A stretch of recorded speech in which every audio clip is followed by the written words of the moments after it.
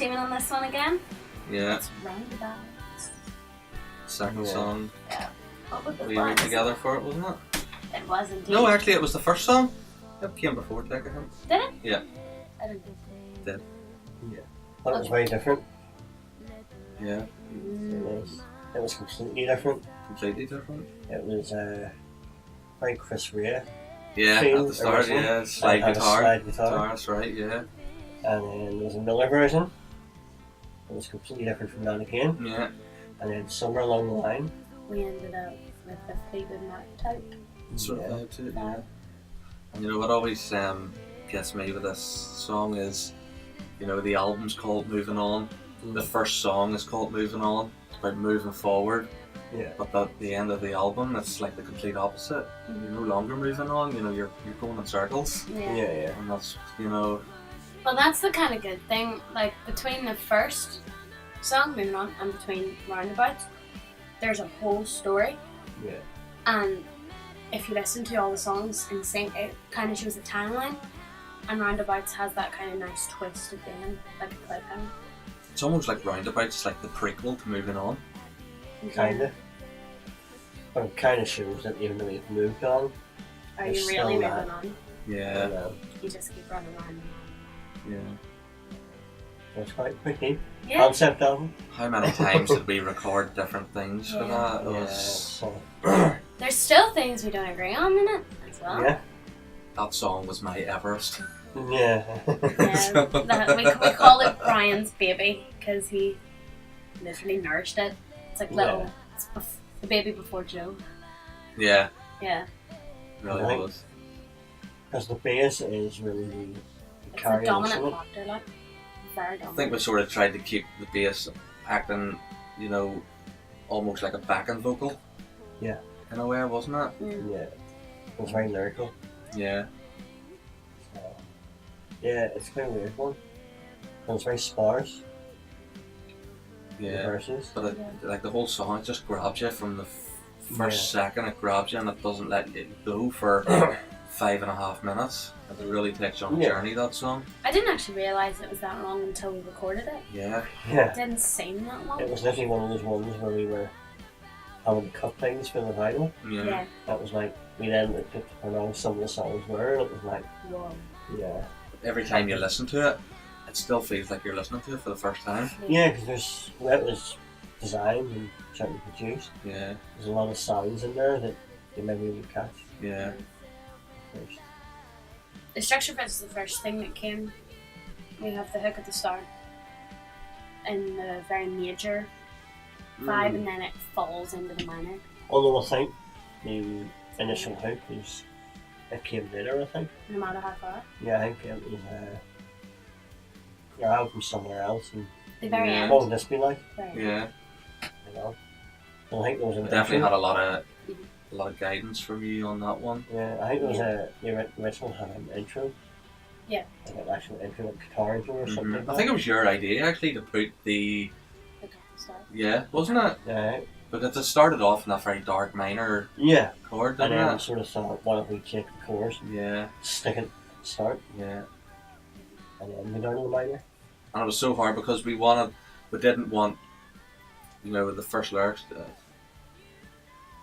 at the start of the song. It was, how do we have them sound like a lead vocal, Yeah. but also at the same time they're sort of like a backing vocal. They're there, but they're not right up at the front, you know. And it was, That was a lot of experimentation. yeah, it was with that one, wasn't it? Yeah, certainly at the next stage. It was a very, very vocal heavy song as well. So not at one Me. point that it was there had been 200 tracks of Yeah. Vocal. probably More or less. 200 Yeah. tracks recorded on Pro Tools for that Yeah, one, we ended up wasn't maxing out the Pro Tools session, it? Yeah. and we had to move to 2 sessions. So, yeah, Yeah. that was a lesson in kitchen sink and then some. Yeah, And then it got to the mixing stage, and we ended up taking a lot of it away. yeah. Yeah. Well, I think it was one of them ones where we had to record more than what we needed. just to try it. Yeah. You know, it was like even the stars fall for you. It was Yeah. that thing, you know, it's best, let's just have it and Yeah, and then, you know, we'll cross that bridge when we come to it. yeah, that was it, yeah. But certainly the writing of it I was sort of not as involved with. No. You know. I kind of took the lyrics and ran with those in a way that to me seemed like a roundabout way of saying things. So, for example, like let the lightning strike my heart and start to bleed was kind of one of the deeper lyrics in there. You know, it was one of those one let that moment of sunshine last forever, but I'll be blind to everything else that's coming behind it. Like there's no real thing what it's about, which is what I kind of like about it, because that's up to other people. Well, it's very to, metaphorical. yeah, Yeah. it's very like the first album in that way. Yeah. Like people have made up their own opinions about what that song's about. We've had a few people say it's about An abusive relationship. Yeah. Because I'm talking about scars, not healing. Yeah. And, you know, being blind to the fact that it's happening, even though you know it's happening. Yeah. Take it and make it your own, really. Yeah. I think that's a good thing that people can do that. Yeah, they make up their own mind about it. Yeah, rather than the song being so literal that this is the real meaning and that's it. You know, we were coming to the end and we were like, yeah, we'll just have like a big end hook section, like, you know, the chain and Fleetwood Mac. Like, that was kind of a big influence, especially from my point of view. Yeah, because that song goes in a completely different way. Yeah. So it sort of thought, well, why don't we do something similar? Yeah. Where we take, you think the song's doing one thing, Yeah. but it's actually going to go a complete different direction. And that's when we came up with that final end verse. Where it's like, you're like, it kind of sums everything up. you know, it's like, we've said all this stuff, but this is really what you need to focus on. Because in less than 4 lines, we're going to tell you what the song's about. And No, that's all. Well, I think you guys had started it quite randomly at the start. Yeah, I don't think it was a lyric. I think it was just it was just a chord sequence. Yeah. And I sang about 3 or 4 bars of a melody line, and that was about it. And I know the chorus of a line that was developed. I think it was you had a lot to say on that song, so it was hard. Once again, it was one of them ones that was hard to filter it down, really, wasn't it? So, and once again, you know, there really isn't that many different chord structures in it or anything. So how do we do this in a way that feels like it's constantly moving, and the song just builds and builds and builds, and you know, doesn't let you go. It started off with 1 lead vocal, and there's not like 2 lead vocals technically on it. There's a higher version of the melody and a lower one, and it's very Fleetwood Mac. Fleetwood Mac of it. There's a lot of backing vocals. I remember spending about a good 2 or 3 days here. Pretty much lived here from 9 a.m. to 10 p.m. and just doing backing vocals to try and find a way to make it seem like there was 10,000 people singing it behind you. But I think the dual vocal thing happened by accident at the start. Yeah, because I put in a backing vocal and you went, no, that's a lead. That'll be a lead part. Let's put the 2 together and see what happens. I remember coming to the studio. It was one evening. I think Chantal must have been doing vocals all day, and I walked in and she was literally lying on the studio floor, almost sleeping. Things thrown everywhere. Yeah, and you came in, you were just like, right, okay, you better pick yourself up because you've got a lot more to do here, and I think you could have almost cried your eyes out, probably. I did, I think, a few times, because that song takes a lot out of you as well. Yeah. Because you've so much emotion put into that, and you were in such Chris is one of those producers that'll sit there, and if you don't like it, he'll just continue to do it, and then you'll be trying to change it and going, I want a bit more emotion in that one, and you're like, what word? And then you'll try it so many times, and it'll come in the very end, but you really to get there, it's very tedious. You really put people through the paces. Put the war on that one. Yeah, and there's actually a bit we still fight about. Many bits. Yeah, you know that vocal slide.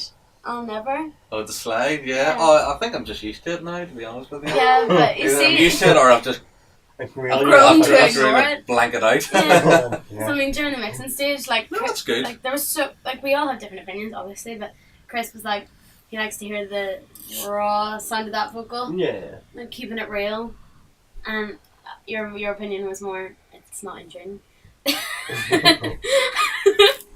Was it? Really? Yeah, Did I say I'll that? never let. And you were like, no, it's not in tune. And he was like, it is in tune, but it's a slide. And I was like, oh, I wouldn't be as God. cruel as that. No, it's one of those Yeah. things. It's something people aren't used to hearing these days. Yeah. You know, there's a lot of vocals to there. It hits a note and that's Mhm. it. So they actually hear that. Mm.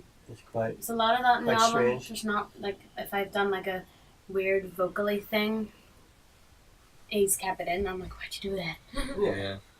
And Yeah. he's just like, it's unique to us because we're showing that you actually can sing, you know, Yeah, well, that's it. You know, try not to rely. too much. All for technology, but don't rely on it too Yeah. much. But I think I argued a lot about the vocals at the end of it after the Yeah, that end section, You wanted to fade down. something about you part. Yeah. I had said about don't just let that end and let us Yeah. guys just take it to Mhm. the end and maybe the last 20-30 seconds. But Yeah. I think you put a load of Yeah. vocals in there. But I ended up liking it in the end. Yeah, Yeah, because yeah. I was listening, unfortunately, because I had no choice. I was listening to a lot of Keith Urban at the time. Nothing and wrong with that. No, I love Keith Urban. But it was just for a good 2 weeks of my life. It was just Keith Urban albums. Selling. And he'd done this thing and the vocals had lowered. It wasn't fading out, but the vocals had lowered to match where the instruments were. And I'd said to Chris about it and he knew the song exactly and that's what he done, I think. Not sure if he did it or not. Yeah. Yeah. No, it's just everything was chucked at it. Yeah. Try everything. That's the sort of thing with this one. And we actually wanted to link this one with Finally Found You as well, so we used the same synth. Yeah. Is it At the the same synth? Yeah. synth. The idea was that one will fade out Yeah. and it starts Just on starts this one. again. Yeah. So it's kind of that concept album almost. Yeah. It's very Fleetwood Mac Rumours album, Yeah. and that song Yeah. shows our love for music in All that types way. of music, That yeah. respect. But once again, you know, it's the album starts off with you know, someone moving on and possibly a new life ahead of them, and then the song ends up with Roundabouts, That whatever uncertainty. your perspective is on it. You know, Yeah. it can be absolute turmoil. You Yeah. know, I think it's showing the uncertainty of life. You yeah. don't really know What's going to happen? what's going to happen. Sometimes things work out, sometimes it don't. But it doesn't work out. It doesn't make you a bad person No, at you the end just of the have day. You So just have to go around and try again. that's it. Yep. Keep running around that roundabout. No matter how far you push me out, or how